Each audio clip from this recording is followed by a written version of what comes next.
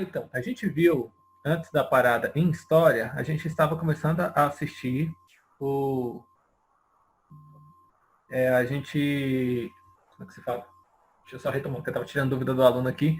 Vamos lá.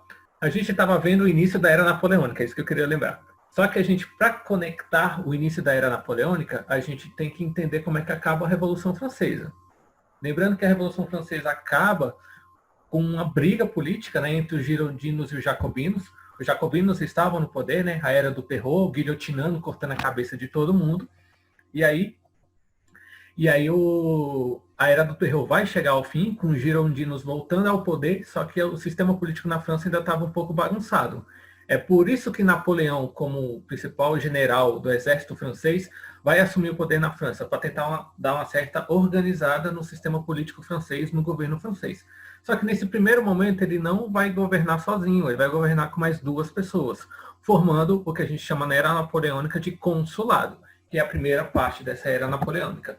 Tanto que a gente divide a Era Napoleônica, como está aí na tela de vocês, em três partes: consulado, império e governo dos 100 dias. São essas três partes da Era Napoleônica. Mas essas três partes elas não têm a mesma duração, tá bom? Consulado vai demorar um tempo, império é a maior parte da Era Napoleônica e governo dos 100 dias vai durar 100 dias, tá bom? Mas a gente divide a Era Napoleônica nessas três partes, que é justamente para a gente compreender um pouco cada particularidade de cada um desses períodos, tá bom? Consulado, Napoleão vai governar com mais duas pessoas. Império e governo 100 dias, ele governa sozinho a França revolucionária, tá bom?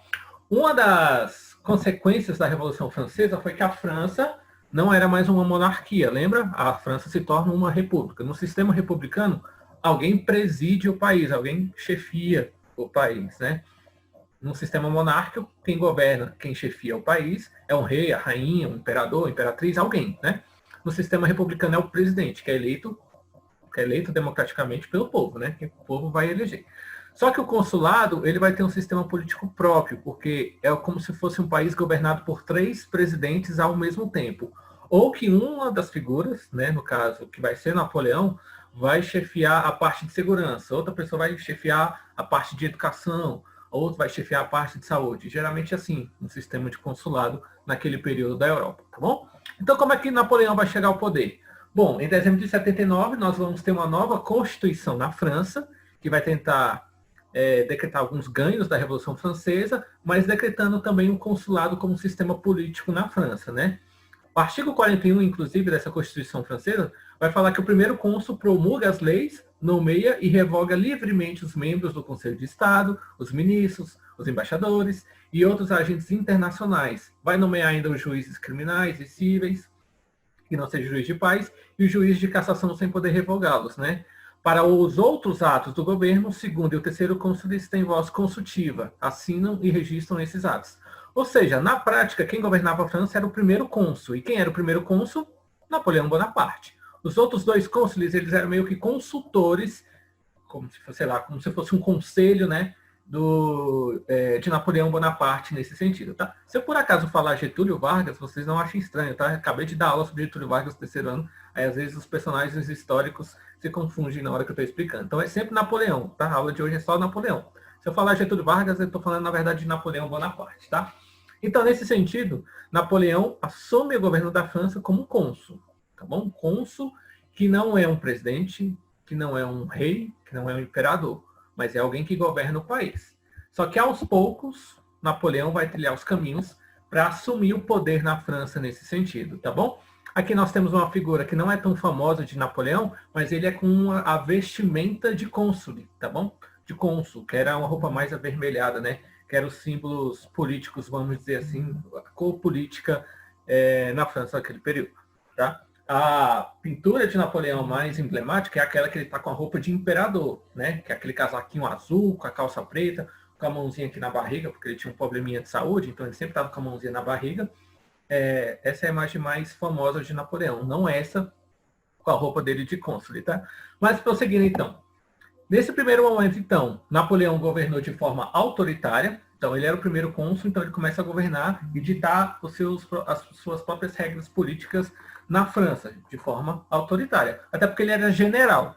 general sabe controlar alguma coisa que não seja utilizando de argumentos autoritários, né? Faz parte do regime militar, né, ser assim, né?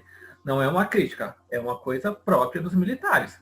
Você pode ser a favor ou não, estar dentro de um sistema militar, mas é algo deles próprios. Então, se você entra, faz parte, é porque você gosta daquilo e quer permanecer fazendo parte daquele time, né, daquele sistema político, né?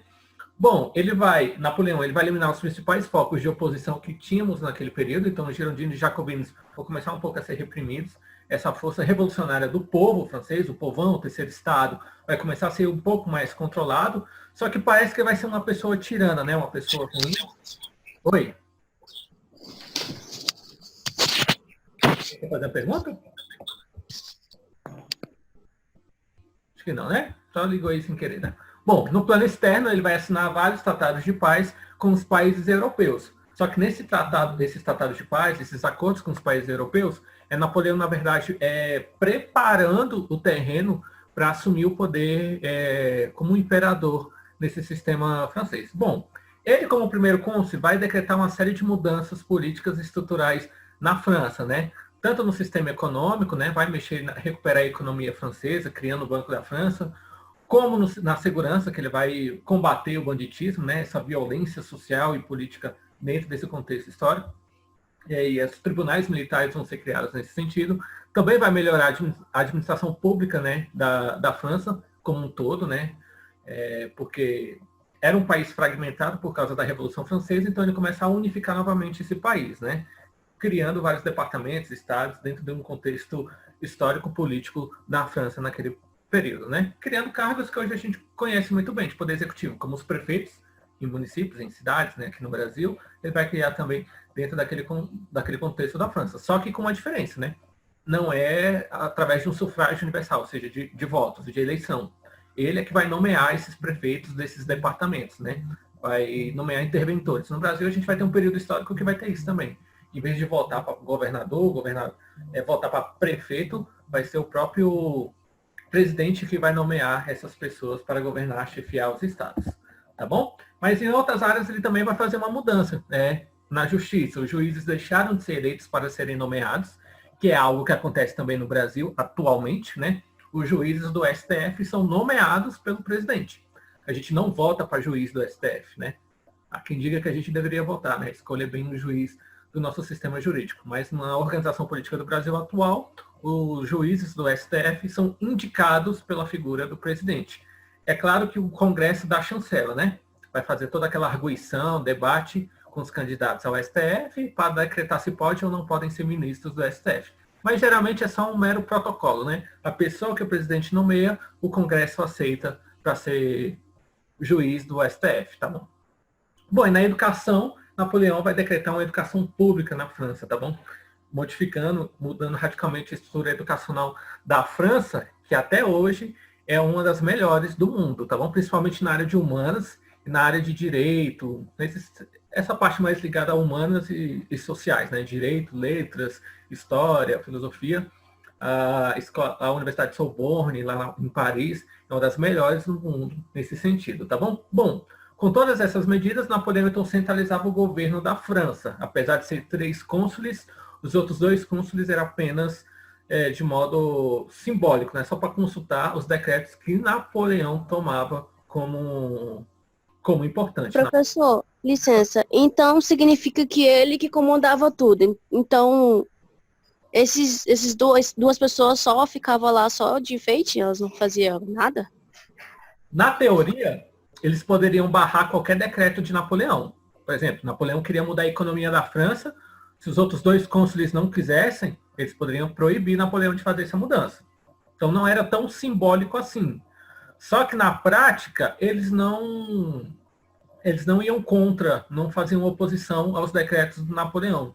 E muitas vezes até faziam era ajudar Napoleão em certo controle, nesse sentido. Então eles, de certa forma, eram simbólicos, mas não eram. Eles tinham o poder de vetar, mas não vetavam as decisões de Napoleão, né? Eles permitiam as decisões que Napoleão criava naquele período, tá bom? Bom, então a gente pode ver que como ele está centralizando o poder em suas mãos, ele está caminhando, preparando o terreno para se tornar o principal governante da França. E aí a gente tem a mudança de cônsul a imperador. Cônsul, teoricamente, ele dividia o poder com mais duas pessoas. Como imperador, ele não vai dividir, então, o poder entre duas pessoas, tá? Ou com mais duas pessoas. Ele vai governar a França, vamos dizer assim, de modo particular. Tanto que em agosto de 1802, nós vamos ter no contexto, a gente vai ter no contexto da França, a elevação de Napoleão à condição de cônsul vitalício. Ou seja, o povo votou para que ele ficasse no cargo de cônsul para sempre. Ou seja, governar a França para frente. Isso deu o quê? O argumento para Napoleão utilizar e poder assumir o trono francês, meio que recuperar um sistema monárquico, onde ele seria o imperador da França, né? Só que alguns países começam a se organizar para frear um pouco a ascensão política de Napoleão.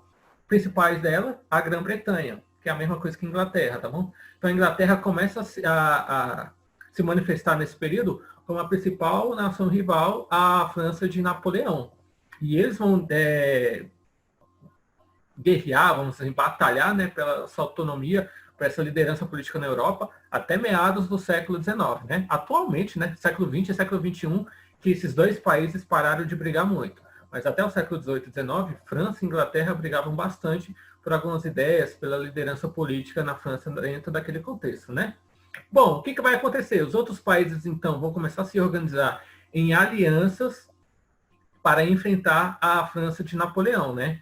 Porque, primeiro, que Napoleão começava a ter algumas teorias, algumas ideias de expandir os territórios franceses, né? A França é um país minúsculo, é um país pequeno, né? Até hoje, é um país pequeno. Naquele período, então, Napoleão queria crescer o mapa político, o terreno, o território, né, da França. De que forma que teria que fazer isso? Entrando em guerra, né? Enfrentando os países rivais para conquistar novos territórios.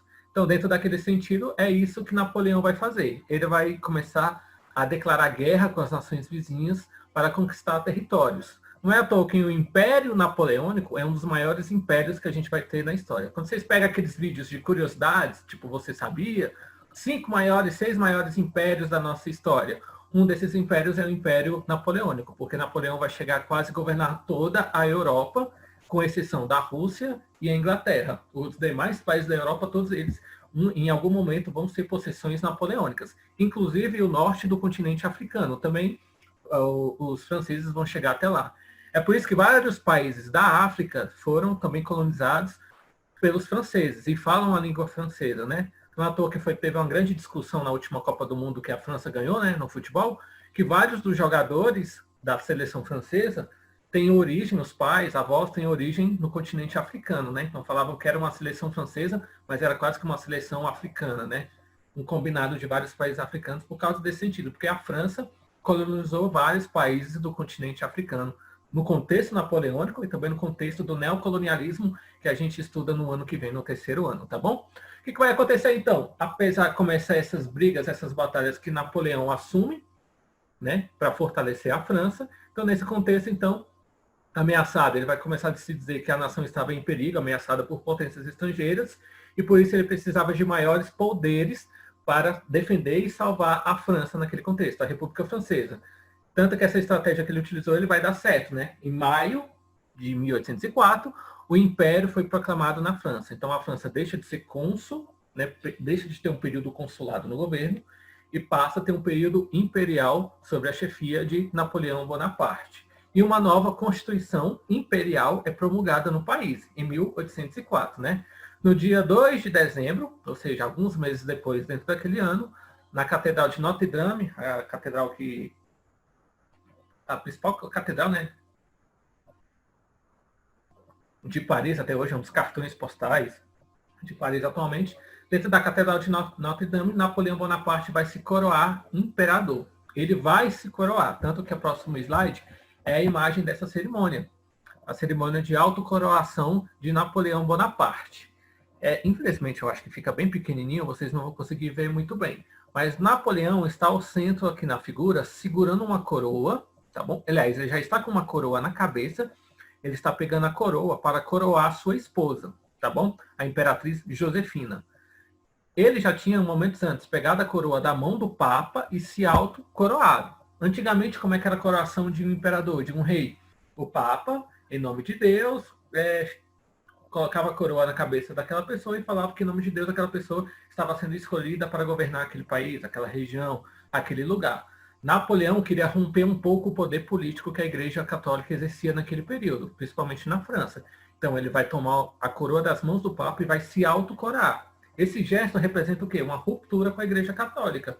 Era o governo francês falando que está acima das diretrizes da Igreja Católica e tendo regras e leis próprias, não se subjugando mais aos decretos que a Igreja naquele período tinha. Aí, atenção, é bom a gente fazer uma colocação importante religiosa. Nesse período, a Igreja Católica influenciava muito os sistemas políticos no mundo, né? Os governos e tudo mais. Então, vários presidentes, nesse caso, vários governos, vários reis, rainhas, imperadores, se subjugavam, tinham que ter aliança com a Igreja para poder governar, para ter uma influência católica, para ter uma certa organização, né? Ser católico no mundo da Idade Média, da Idade Moderna, era símbolo de ter poder, de fazer parte da alta classe social e tudo mais, né? Hoje em dia, não, a gente tem muita separação do que é uma instituição religiosa e de uma instituição política, né? A igreja, é tão importante ainda fazer parte da igreja, né? Nesse sentido, mas a Igreja Católica hoje não influencia mais politicamente nenhum país no mundo, né? O Papa Francisco, por exemplo, não tem o poder de vir no Brasil e tirar o presidente do poder, ou chegar nos Estados Unidos e tirar o presidente do poder, ou chegar a qualquer país da Europa e tirar o rei, a rainha ou o presidente do poder. Coisa que naquele período os papas tinham um certo poder, uma influência para fazer isso, tá bom? Por isso que é esse momento de ruptura com Napoleão Bonaparte. E aí, após essa autocoroação, então começa a nosso segundo período da era napoleônica, chamado de Império Napoleônico, tá bom? O Império Napoleônico, então, é o nosso conteúdo da nossa próxima aula de História, onde a gente vai ver a expansão do poder de Napoleão Bonaparte, se tornando essa figura emblemática que nós conhecemos, como um grande conquistador, como um grande imperador que nós temos no mundo, tá bom?